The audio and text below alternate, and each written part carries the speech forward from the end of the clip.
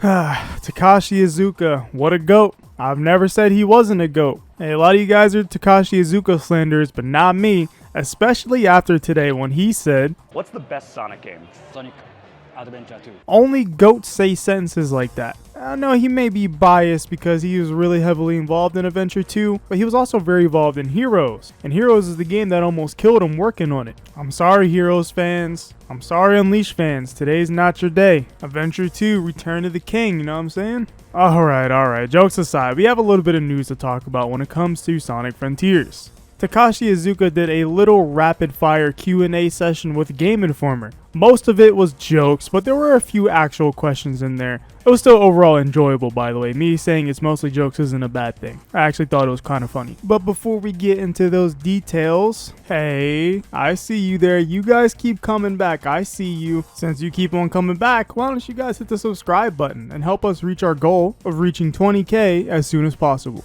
Outside of Iizuka saying Sonic Adventure 2 is the best Sonic game, there's some interesting overall Sonic information. The Game Informer dude asks Iizuka, what's the most common request you get from fans? And Iizuka says Chao Garden. Then he asks Chao Garden Frontiers, and Iizuka says no. Well, rest in peace, Chao Garden. I just had recently made a video about evidence of Chao Garden likely existing in Frontiers, and I guess that's an L on me. It's pretty upsetting, not gonna lie. Instead, we're gonna have the Cocoa Garden. No, I'm just kidding. He didn't say that, but I wouldn't be surprised. I'm gonna tell you right now, when it comes to the Cocoa, I'm not. Sorry guys, they're just not Chao. So there's a lot of things that you can't do in Frontiers. You can't cook. Classic Sonic's not in there. There's no Chao Garden. There aren't any classic Sonic songs in Sonic Frontiers, which is kinda weird. Oh, and Chaos is in Heaven. And another based Iizuka moment that the boom designs are mid, which they are. I'm not gonna lie, overall, Takashi Iizuka has been kind of based in this interview, mostly because he said Sonic Adventure 2 was going to be GOAT. But Iizuka also reconfirms that Frontiers is the longest game in the entire franchise, and he says he already knows what the next Sonic game is going to be.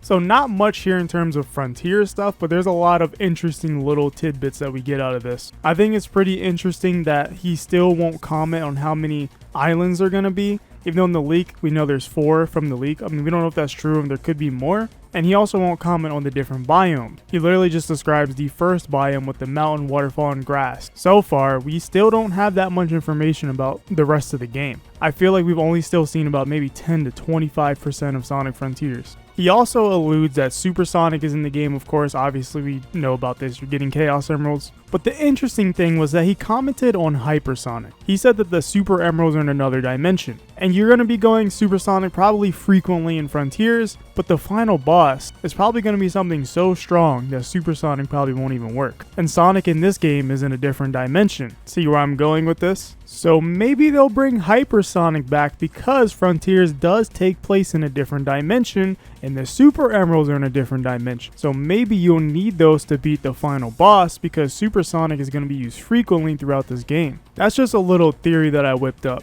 But it makes total and complete sense because a lot of people were debating if Hypersonic is even still canon anymore. But the fact that Iizuka says it still exists and it's not retcon goes to show Hypersonic is not out the window. And maybe it's in store for the future of Frontiers.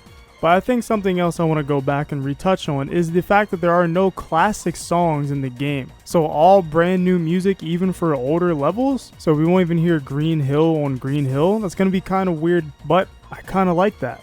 The level design won't be exactly the same, the themes will be, and then we'll have new music to go along with it. That may make it more interesting, and I'll be excited to hear each new track for each level then.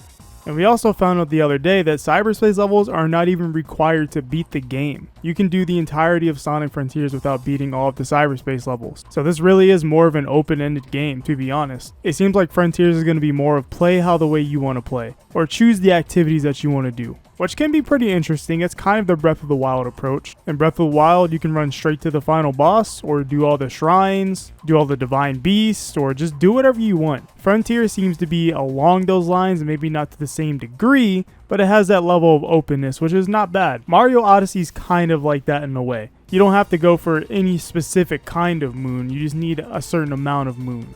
But yeah, that's going to wrap up this short little video. I just wanted to talk about this, give my thoughts, and say thank you Iizuka for being a GOAT and saying Adventure 2 is the best. But let me know your guys' thoughts in the comments below, and I'll see you in the next one.